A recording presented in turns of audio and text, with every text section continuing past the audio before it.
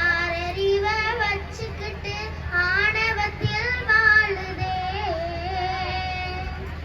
மண்ண போல தண்ணிக்கும் எல்ல கோட்டை போடுறேன், வறுமை கோட்டை வளர்க்குறேன். இயற்கையத்தான் கூட்டி வச்சு பொம்மையாக்க பாக்குறேன், அடிமையாக்க நினைக்கிறேன்.